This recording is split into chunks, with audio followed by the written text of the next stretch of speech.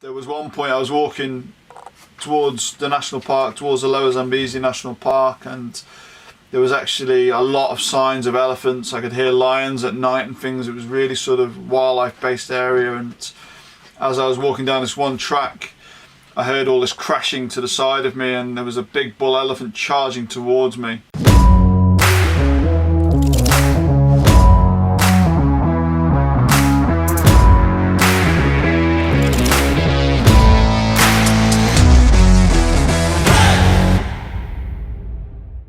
Pleasure to have you on the show, Chaz. Whereabouts are you at the moment? I'm currently in Warwickshire at Canal Marina. My friend's let me stay on his boat here at the moment. So yeah, it's a little place called Napton on the Grand Union Canal. Well, I mean, I've been following your journey for a number of years, and I suppose for people listening, probably, why don't you tell us a bit about yourself, about what you do? Sort of been traveling for about 17 years now, and I started by sort of like traveling around the world doing sort of backpacker type locations and things like that. And the more I've traveled, the more I've sort of done extreme expeditions as well. And I guess the last sort of 5 years I've been doing walking a lot of Africa's wildest rivers. I walked the length of the Zambezi River from 2016 to 2017. And I've done another walk along the Gambia River and walked across Madagascar, following Madagascar's longest river. I've just travelled. I've done a lot of travelling, a lot of expeditions, a lot of walking, a lot of exploring and things like that. And I guess it's just something that I just keep doing. I lead expeditions as a sort of career as well, and teach bushcraft and survival. And yeah, just quite a nomadic person, really. So how did, what sort of started this all off? Because you did your big expedition in 2016 along with the River Zambezi. How did that all sort of start about, and what got you to do this and why? So the Zambezi, I'd been doing like an overland of Africa in 2012, and I sort of fell in love with Africa in general. I was doing a lot of volunteering at wildlife sanctuaries, and I was doing a lot of sort of travel based on wildlife and sort of wild parts of Africa, really. And I sort of fell in love with it. So that's about 8 years ago now, and I've always done lots of little journeys. I've always done lots of little expeditions, lots of walks, and lots of traveling. And I always had this passion to do a really wild journey by foot. And I've been traveling a lot near the Zambezi regions, and it was a place that I just got more and more fond of, really, and more and more interested in and intrigued with. And I came up with the idea it wasn't really an idea at the time. I just thought to myself, has anyone ever walked the length of the Zambezi? Is it because it's the wildest river in Africa? Is it doable? And the more I sort of asked people about it, the more people just sort of laughed and said, no, don't be silly and things. And it just grew in my mind, and walking the length of the Zambezi was like an idea I had, and I had a number of ideas for different walks, and I was going to do another walk the length of Madagascar. And I don't know if you've heard of a guy called Ash Dykes, but at the same time, I was going to go out and walk the length of Madagascar. Ash Dykes was also going to be doing it as well, so I decided I wasn't going to do it because obviously it wasn't the same. If two people are doing it at a similar time, it's not really going to work. So I went back to the Zambezi idea, and it was still an expedition that was really sort of something I really felt like I wanted to do. And then it just happened from that idea, really. And it was a progression, and because it's the wildest river in Africa, I call it the wildest journey. It's the wildest journey that I'd ever taken on in my life, and it was the wildest journey that I could think of that I wanted to do. So it just seemed like the thing, It's called the Wild River. What about it makes it so wild? So it's classed as the wildest river in Africa. I think it's partly due to the wildlife, different wildlife reserves along the river. There's a lot of wildlife reserves, but also the amount of countries it goes through that are quite hostile in places. It's quite remote in places. Well, most of it's remote, and There's about 150-mile section of rapids which just carves through the land, and it's quite fierce. And there's floodplains. There's political issues. There's a lot of, I think, yeah, most of the river is just pretty wild. I don't know why they've classed it as the wildest. I guess it's partly to do with them reasons. Maybe there's another reason, but I think it's got a lot of rapids, a lot of wild sections to the river. So yeah, I think it's just got it's earned that name. Maybe it's through history as well of things it's done. I don't know, but it's definitely a very wild place. Okay, and so were you doing that expedition solo? Yeah, I did. I set out with a guide who I'd managed to get on team initially. He was a local Zambian guy, and once we got out to walk the river, I think the reality of obviously what we were going to do was too much for him, and he decided on the first day that he wasn't going to continue the walk. So I walked on my own. You know, I walked on my own 137 days, and I think at least 100 days I was on my own of the walk. Obviously in really sort of wild areas and stuff like that. But I had people join me for sections and things, but mostly on my own, yeah.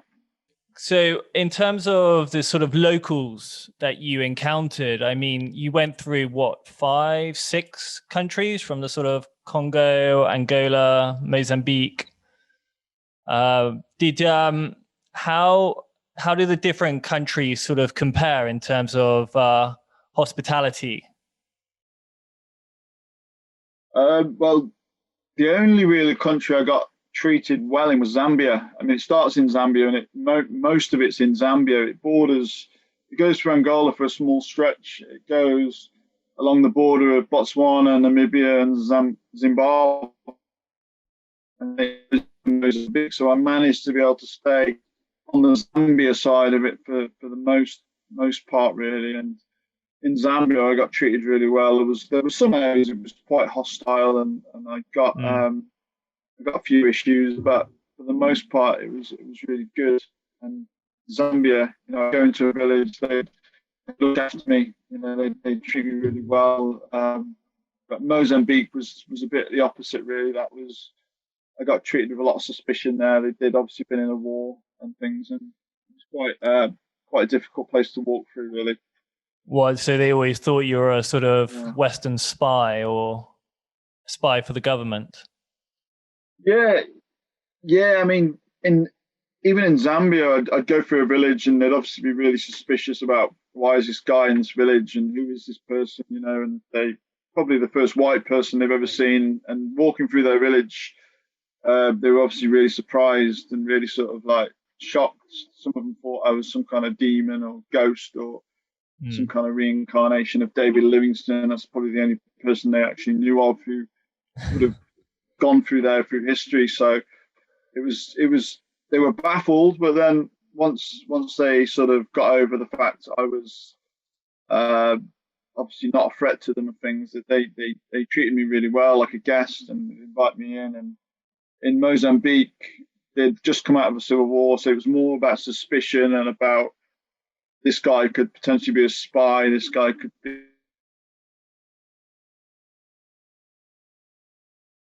to our village, he could be a lot of wisey here, you know, more than welcoming me and things like that. So it was a completely different sort of thing, really.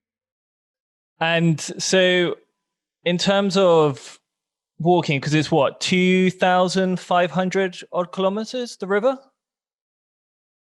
Yeah, it's about 2,500. I think with diversions, I probably did about 3,000 kilometers or something like that. But it was it's a big old river. What was the reason for the sort of diversions away? Was it just floodplains, or was it?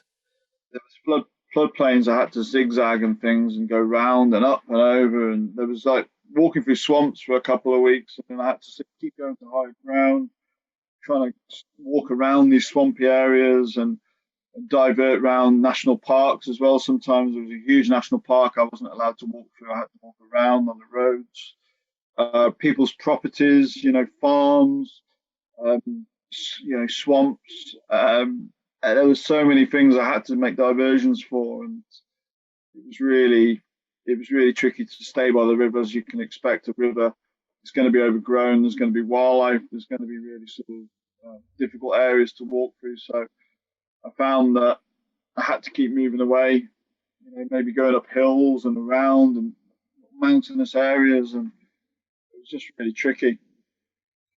God. To stay next to it. And any issues with the wildlife there?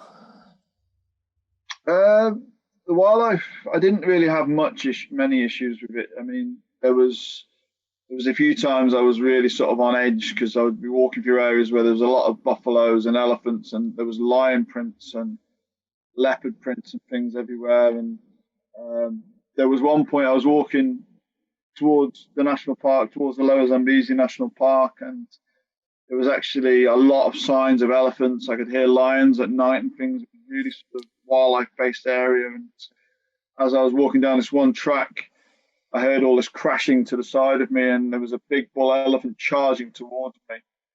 And luckily, I had sort of a dip next to me on the other side of the land, and I managed to climb down and sort of get away from this bull elephant that was charging towards me. And stuff like that happened. There was a lot of close encounters, and a lot of real dicey moments. There was lions near where I was camping, and there was a lot of wildlife, sort of potential wildlife problems. But I was just really lucky. I think anyone who's walking in the bush, it's difficult to know if you're going to come across anything. And luckily, I didn't really encounter any problems. But God, I mean, an aggressive bull elephant is pretty terrifying. I mean, I've been chased by one, but I was in a car, so I certainly felt a little bit more at ease having the accelerator ready to go. But walking in the bush on your own or with a guide and being chased must be quite something. Yeah. I mean, it was.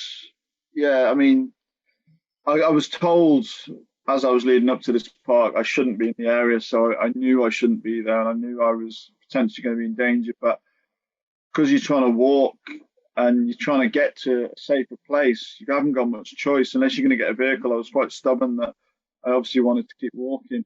So the more I put myself into these places, the more risk I was obviously at, and it was pretty scary. And I knew that I was potentially going to come into harm's way at some point. Yeah. But yeah, also quite stubborn and determined to keep walking, And there was times when I had guides as well. There was certain areas I had to have a guide, otherwise I wouldn't have been allowed to walk through. But obviously I was on a bit of a budget as well, so these companies and these rangers and things, they're not going to do stuff for free. So sometimes I try and quickly get through places. Was that expedition self-funded, or did you have sponsors with you? No sponsors. Yeah, it was all the Zambezi was all self-funded. It was just something I really wanted to do, and I just ended up, I wasn't funded at all. I just saved my own money, and I just went out and did it. Yeah, I worked for an expedition company and paid for my flights and things. Which, I worked out there before, and I got a flight back with them, sort of thing. But there was no money being paid. There was no sponsorship, no grants, no funding, no anything really. And it was just a case of once I had all my stuff on my back, and I was obviously on the expedition, I didn't really need anything else. I just had what was in my bag, and I just walked. Yeah, that was it. That's all you need. Pair of feet and a backpack ready to go. God. It's easy to overanalyze it, isn't it? It's easy to think you need more than you do, and once you've got what you've got, then you don't really need anything else, really. You just have to sort of go with the flow and hope things work out, really. I suppose on some of my expeditions, one that springs to mind is my trip across Kenya. Is the locals are usually just couldn't be more friendly and hospitable, but in your case, you were sort of treated with suspicion. in most cases. Yeah, I mean, and it was only what, Zambia, yeah, I where you mean, said? yeah. Zambia, where I mean, they were. Zambia was the biggest part of Oh, that expedition was Zambia. I think because I was in such remote areas that they didn't see anybody else. You know, they didn't have these people visitors coming into their village, and I think them places there was you know right there was suspicion, rightly so, because of you wouldn't expect this sort a person to be walking through, this sort of tourist or whatever it is with a backpack walking through their village, and they'd obviously want to know why are you here and what are you doing. And I don't know if it wasn't necessarily hostile. It was just like real confusion for them.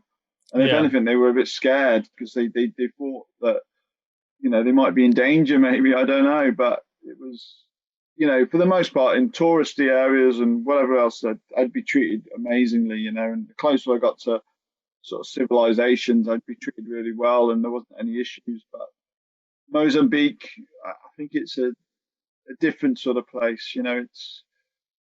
There is probably areas in Mozambique that are really friendly, but I couldn't walk anywhere without getting harassed. Really, the police would stop me and they'd literally tip my bag up, empty everything out, ask me for my passport, ask me for money, and I didn't. I really struggled in Mozambique. I literally be sat in the police station for hours, and they'd be questioning me, and it all boiled down to they were just doing this, and they wanted money in order to let me just walk or go wherever. And there was good people, definitely was good people, but I think they've just been through a hard time. They've been through difficult times, and that was how they lived. They yeah, I don't know. It's a tricky one. It's a difficult one to talk about because these things are obviously really sort of in your face when you're there. And I got actually chucked in a room and held for 3 days in one village, and I got treated to a stage where I was trying to obviously be a good person all the time and treat them well, and it was just there was just real suspicion and real sort of real sort of hostility in some of the areas, and I had to obviously think about why is it happening and focus on the fact that they have been through a difficult time, and I shouldn't really be walking through their village. I am, I'm classed as being obviously maybe a threat to their village. They don't know who I am. They don't know why I'm there. They can't speak the same language as me. They can't understand why I'd be there. And I had to sort of put myself into these modes every time that I was getting hostility, to then sort of justify why I was getting treated maybe the way I was. Just sort of be patient with it and get through them times, and then the good times when I was getting treated really well were obviously magnified because of difficult times I'd had in different areas and things like that. Is that what sort of motivated you to sort of keep going when you had these hard times? Yeah, I think you get to the stage where you put yourself through real difficult moments, and then you do have an incentive to sort of then say, right, I'm going to reach this place tomorrow, and if I just keep pushing, I'll be in a really nice area where I can get some food, or I can relax, and I can be around sort of maybe a nicer environment and potential. Yeah, it was always incentives. One of the strange things that even myself and Tim, who I'm on the boat with, he walked the Gambia River with me, so he's also an explorer type person as well. But we always used to give ourselves an incentives of getting to a place where it had a shop, just a shop, and then if they had any kind of cold drinks, that would be our biggest. That was strangely our biggest incentive: a cold drink anywhere that had a fridge, and anywhere that, because we literally just drank hot river water the whole time. It was just river water every day, and if we saw a shop, or we knew there might be a shop in a village or a little town, then we'd be like, right, there's a shop. 2 days time, we're going to reach a shop. There's going to be a fridge.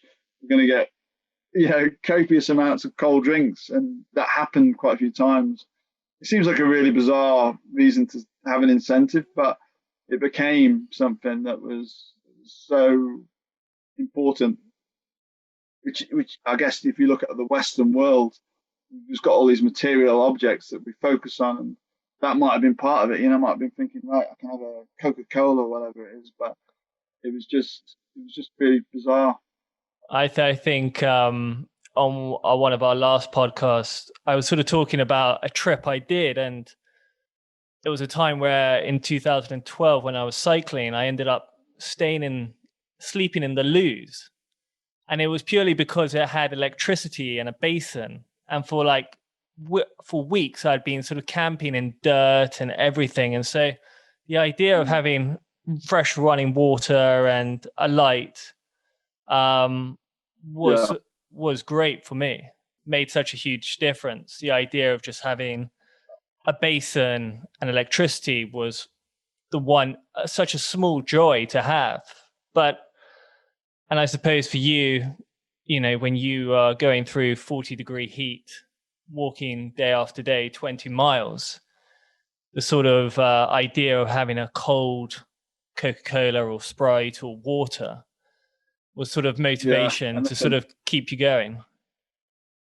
Yeah, I mean, there was obviously bigger incentives. Like if we reached a main town, then we know potentially we've got a little hotel or there is restaurants and stuff like that. But we knew that, when you're on major expeditions in really remote areas, that you pinpoint these little towns that might have a fridge, and it might be one fridge in a village, and it's like a glorious moment. You see this fridge open and you've got all these drinks just in front of you, and you're like, wow. It seems really petty, doesn't it? And it seems a bit daft, but yeah, there was obviously like reaching major towns, you'd have a hotel, and that would be like something else, that'd be just incredible. And but yeah, the silly little things that we take for granted, and I think that's what it does as well. It teaches me, and it teaches anybody, that we're literally living with nothing, and anything that we do have, the simple things that we do have in this world. We've got so many things that we have in this world that we don't even think about. And when you're in Africa, there's none of that. And if you see any kind of little sign of one of these luxuries, then it triggers something like, wow, But then when you get home, you realize that you've actually got more than you'd ever need, to live and be comfortable. And we are just so spoiled here. And we moan about like what we were saying before about divisions, and we moan about everything from every angle, and we're such a torn nation, but we're also so greedy, and there's no reason to be moaning about every little thing. I'm going off on one now, but it's just I think sort of the more you travel, the more you really appreciate where you live, the sort of luxuries that you have. And so when you sometimes hear someone complaining about something just so minor, like why did the Amazon parcel not come today and why it came, you're sort of like, these things are just nothing in comparison to the outside. And as you say, when you are going on these trips and walking for 2,500 miles through war-torn countries, the idea of coming back and someone complaining about something so minor, it's quite hard to sometimes take. It drives me mad. I mean, it's just, I mean, everyone does it. We all do it. And I think the more comfortable you get, the more you just complain about things, and you get difficult about things. And I think you get difficult, but if you put yourself in a difficult situation, like really difficult situation, when you come out of that situation, then you're going to appreciate things a lot more, and you're going to stop moaning about things a lot more, and you're going to just appreciate everything, I guess. And just it's something that we really have lost touch with in the Western world, is appreciating things and just being grateful for what we've got, because no one really does focus on that. They focus on the negatives around that situation instead of saying, right, but we've got this, we're all good. What was the sort of what was the sort of mindset that you had for this sort of trip? Because I think people listening I think sometimes one can't really comprehend when, as you say, we talk about having the sort of luxuries in the Western world, to suddenly going off and doing a 2,000 trek across war-torn countries for months and months on end. What was the sort of thinking and mindset behind that? And what's sort of kept you going each day? Because I think to do these trips, you have to have a certain thing in the back of your mind that sort of pushes you. Because, as you say, when you're thrown into a village and held there for 3 days, most people would be like, I've had enough of this. This is too much.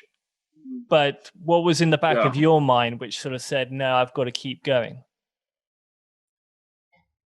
I think, partly you keep going because you want to get out of that difficult situation you're in, mentally, because if it's a difficult situation, you're obviously like inside your head, you're like, this is really difficult, I need to get out of it. But then, so your incentive is to obviously get out of that situation. But I think to begin with, if you're going to go out and do your expeditions, you need to be able to be sure that you can handle them situations or want to handle them situations. I think because it's about, I think I'm mentally very, very strong, and if I'm in a difficult situation, I can look at ways to get out of it. And I also think to myself that, this is not a permanent situation.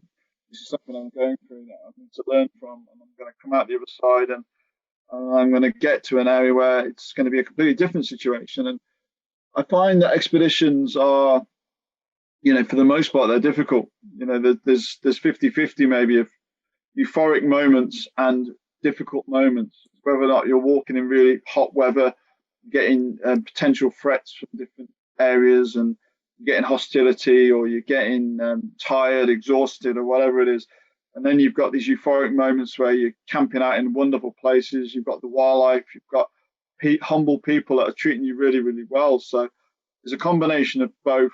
And I think you just mentally need to understand every situation that you're going to put yourself in and appreciate it. Because if you don't, then you're not going to be able to handle it, which is why I think, I don't know. I mean, it's also a learning thing, the more you travel, there's a comfort zone. You're going to stretch that comfort zone. You're going to want to do different things. You're going to want to push yourself even further, and you're going to get more comfortable with that situation.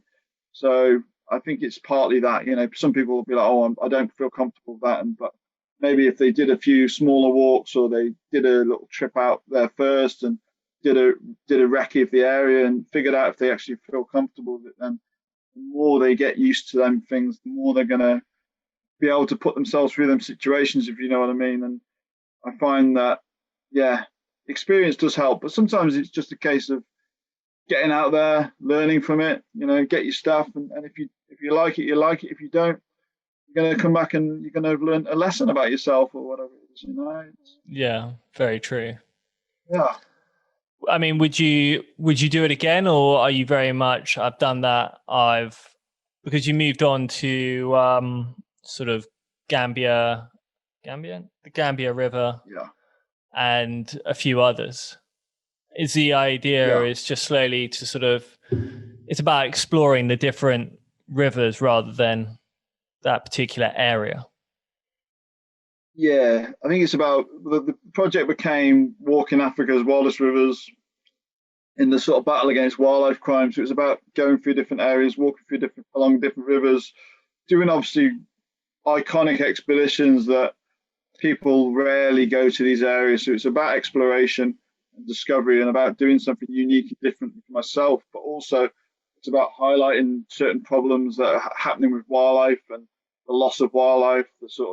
It's about, I don't know, for myself, I just love exploring, and I want to go to different areas where I've never been or not many people have been, and I wanted to sort of go and see these places. I've never been a fan of following the usual sort of trails that people go to. I mean, I do a lot of training and do a lot of walks and stuff, but when I think for my own personal big expeditions, I want to go off the beaten track, and I want to go and explore and have that sense of doing something different and wild and extreme. And I think all of my expeditions, like the Wildest Journey, have been about trying to tick them boxes. But Zambezi is obviously insane, walk, and then Gambia walk is a walk that no one had ever done before, and we set out to do it. And there was huge obstacles in the way, like walking through giant lion parks and things like that. And there was a lot of obstacles, and I think it's more about going and doing different journeys that are interesting and unique to myself. And I think others obviously appreciate the fact that I'm putting myself in really wild situations, and I'm also showing people places that not many people go to, and I think wildlife companies and different companies and people and organize, they're interested in seeing things that people don't see, and places that people don't go to. And I think that's more of the draw for me, is just doing interesting journeys that haven't been done or just are difficult to do. And I think the more I've done things, like I said about the comfort zone, the more I feel I need to keep doing extreme things that have not been done before, or interesting expeditions in my mind. In your experience with the wildlife in Africa, are you hopeful or pessimistic about the future? That's a good question. I think, or do you think it depends on the different countries and the different laws and legislations that they have to do with wildlife? Oh yeah, I mean it's definitely got to do with the different laws and legislations and things, and I think it's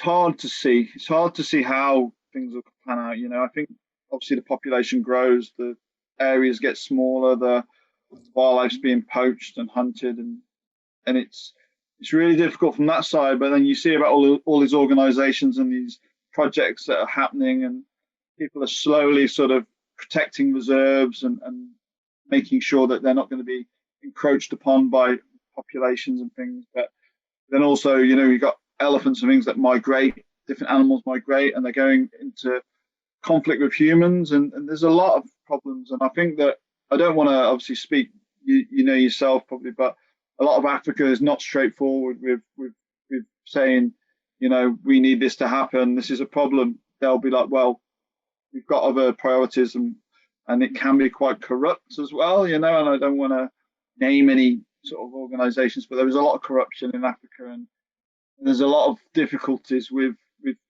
initiating any kind of protection or any kind of fair system. And I think that I'm optimistic, always optimistic, but then at the same time I can see areas that are really difficult to sort of concentrate on with wildlife. And there's so many people, outside sources, that are always going to Africa and rip the place to pieces, in a horrible way of saying it. But it's not necessarily the African people and the African governments and organizations that are the problem. Sometimes there's outside influence. There's deforestation from different sources. There's poaching from different sources. There's just wildlife, massacres, and it's just there's horrendous things happening, but there's also amazing things happening. I think it's one of them things that needs to constantly be assessed. There needs to be more education for local people. There needs to be less outside interference with things, and sort of like natural resources and things, like obviously the trees and the rivers. Things need protecting, and it's once again it's difficult. Africa's a difficult place, as you probably know yourself, but there's a lot of hope in Africa, and there's a lot of good people. Hopefully it will. I think compared to 10 years ago, where I think there was I wouldn't say little hope, but I think now it's being talked about a lot more, and people are starting to take action.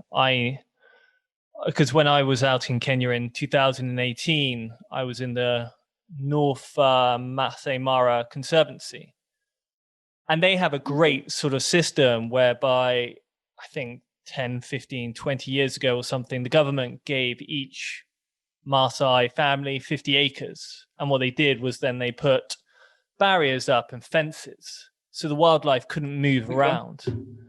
And then they sort of pitched together and decided how, because the Maasai people love their cattle and also it used to be tradition to be a man, you had to go and kill a lion.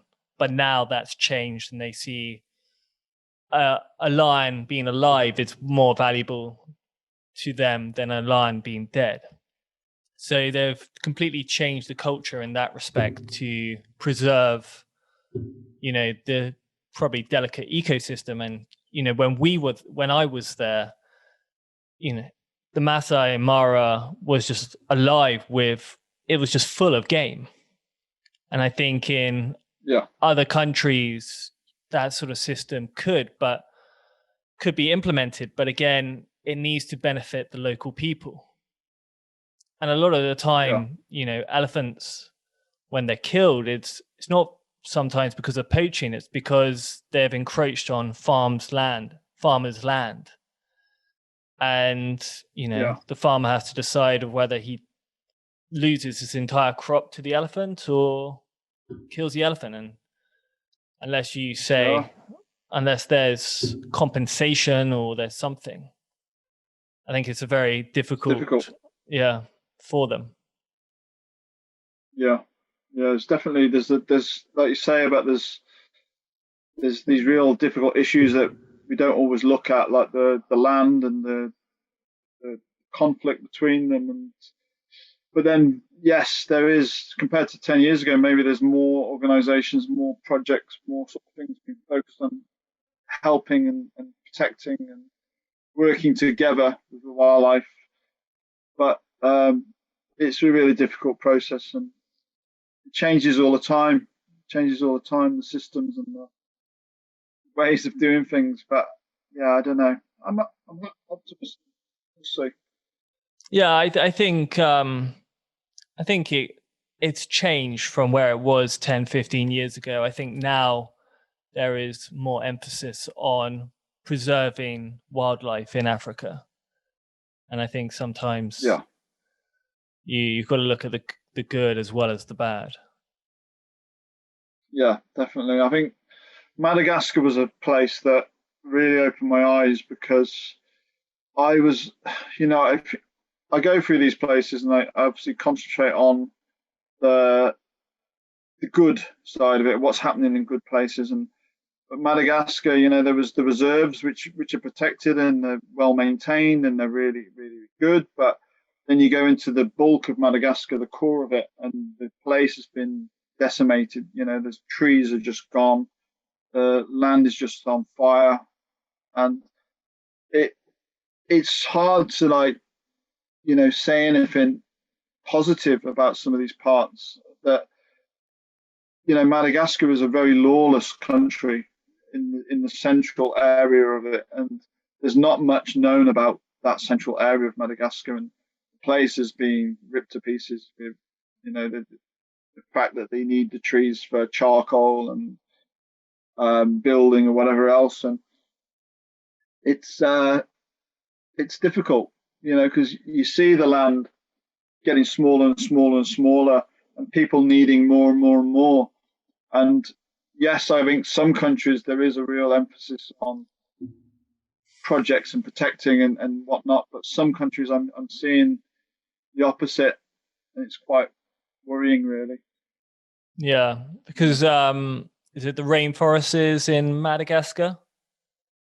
I remember reading about they've sort of cut a road right through the sort of center of the rainforest, or a highway or something, which is completely cut open, and it's sort of a slippery slope, because then you slowly build out and more of the land gets sort of, as you say, turned into charcoal for people to cook, people to keep warm.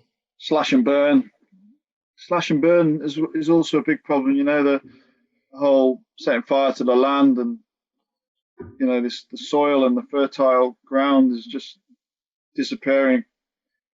They can't grow crops, and they can't keep, maintaining their land because it's just dying out pretty quick. Yeah. Good.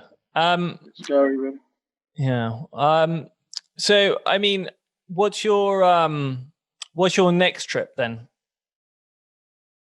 What are you planning for the future? Yeah. So the next trip was supposed to be happening now. I was supposed to be out there in August, walking till about November, December, and I was going to be walking the Orange River, Southern Africa. I was going to be walking across Africa, so crossing Africa itself in Namibia and South Africa. And I was going to be walking the length of the Orange River, which is about 1,400 miles along the river. And the walk itself would have been obviously a couple of thousand miles with the crossing of Africa.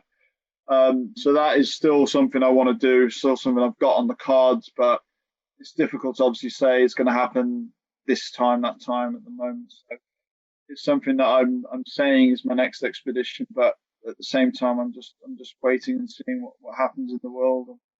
The UK, I've been walking a lot of stuff here as well. I've walked most of the UK's rivers and a lot of the big rivers here in the UK, and I'm doing different national park crossings as well. And I'm going to be running quite a few of them next year. But, organising a major expedition at the moment is just something that is quite difficult, I think, in a different country. I thought about doing many things, and I even think about just getting my bag and just walking and not stopping really. But it's tricky. Wait until you get to a Orange border. River. But what, sorry? Wait until you get to a border and they're like, no one, quarantine 2 weeks. Well, that's it, isn't it? You can't even go into another country and move without there being some kind of rules. You got to go in quarantine and you got to test. You got to do this, and I think it's just becoming more and more ridiculous, to be honest. But at the same time, if the virus is as bad as what some people say, then what can you say about it? What can you do? Yeah. I mean, I don't fully believe it's as bad as what they say, but that is what it is. I don't know. Yeah. I'm just going to check the camera and then hang on one sec. Is your camera still going? So this is the part of the show where we ask the same 5 questions to each guest that comes on each week, which is like the first being, what's the one bizarre thing that you crave or miss when you're away? So I guess you just being able to just to relax, really, because when I'm on expedition, I'm just obviously in the zone of just, it's quite intense, I'm just obviously doing this in extreme expedition and just being able to just go somewhere and shut myself off and just relax and just sort of wind down and things like that I find really difficult when I'm on an expedition. So there's obviously things I miss that, material basic things like food's obviously a massive thing I always miss, but I don't know. So it's a difficult question, I guess, just have one thing, but yeah, there's quite a bit, I think, but yeah, probably just the element of just being able to just relax. We've had Jaffa cakes, coffee, pizza, a chair. Objects.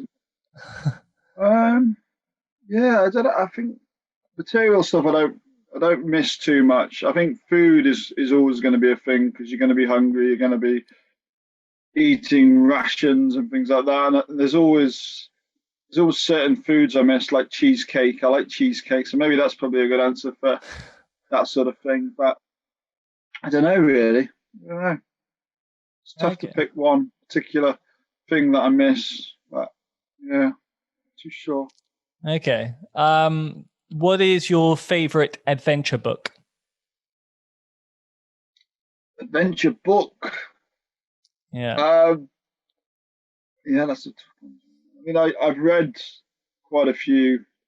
I think the one that inspired me years and years ago was Into the Wild, which I know is a film, which I know is a quite a well documented book and film. But Into the Wild, I read that probably a good 15, 20 years ago, and that was something that inspired me to just travel and feel like I was being free and without restrictions and stuff like that. So I know there's a lot of travel books. I've read quite a few.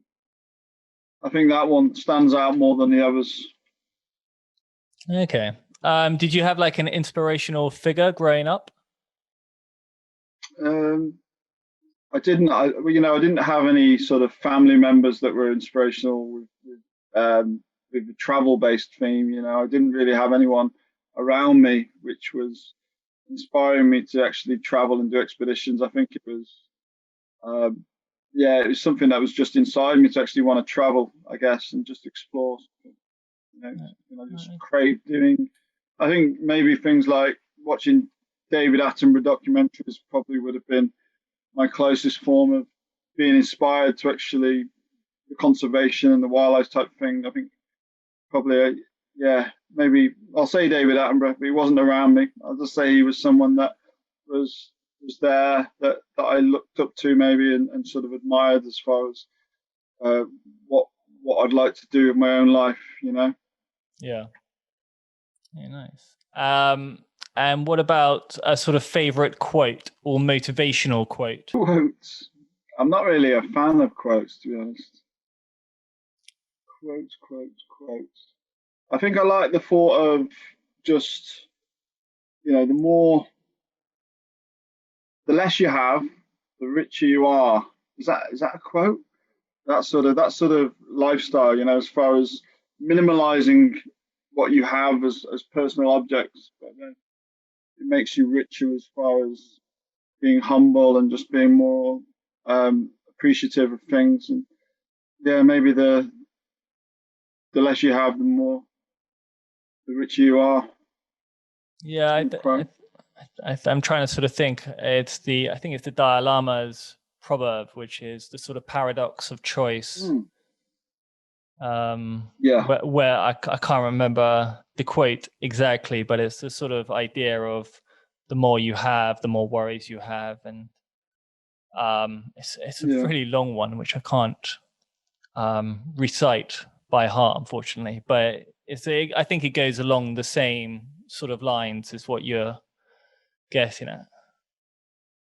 I can never fully remember how they go. I'll probably have my own little versions of them and stuff like that. But I think I like a lot of the Buddhist type quotes, about everything's equal and that sort of thing about karma. And I do believe in a lot of whatever you're giving out is going to come back to you and things like that. And I think that it's really important just to, like we said before, about appreciate what you've got, and and material objects and things aren't necessarily as important as we make them to be. So I think that side of things is something I've always sort of followed, really. People listening are always keen to travel and go on adventures. What's the one thing that you would recommend them to get started?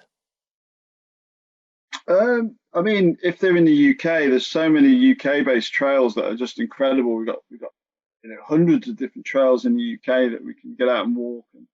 But I think if they want to get out and do adventures, depending on what they want to do, if they want to go hiking like I do, then I just say maybe go and do a couple of day trek somewhere in the UK and just get used to wild camping and being adventurous and seeing if you enjoy it before you obviously commit to doing 6 months down the Zambezi or whatever it is. But maybe just tackle the West Highland Way or Hadrian's Wall or one of the UK trails and do that. And even like Europe, if you want to go a bit further afield, there's so many long distance trails and different islands with different trails on that are just incredible. And I think ease yourself in. I think it's a case of like your comfort zone, just slowly stretch it out and until you know exactly that you want to keep doing it and you want to do more extreme things, really. So I think just the UK has got an incredible network of different trails and also incredible community of people that actually inspire others, maybe get involved with a community of adventure like people and, sort of get out and do stuff with them or get out and learn things and inspire and just take a step and just get out and do something, really, and little by little. And so what are you doing now, and how can people find you? So at the moment I'm in lockdown, in the UK. I'm living in my van. I'm slowly sort of trying to plan expeditions for next year and things like that. But I will be planning a load of expeditions in the UK next year. So loads of little mini expeditions that I want people to come and get involved with as well. So if anyone wants to get involved with them, then please get in touch.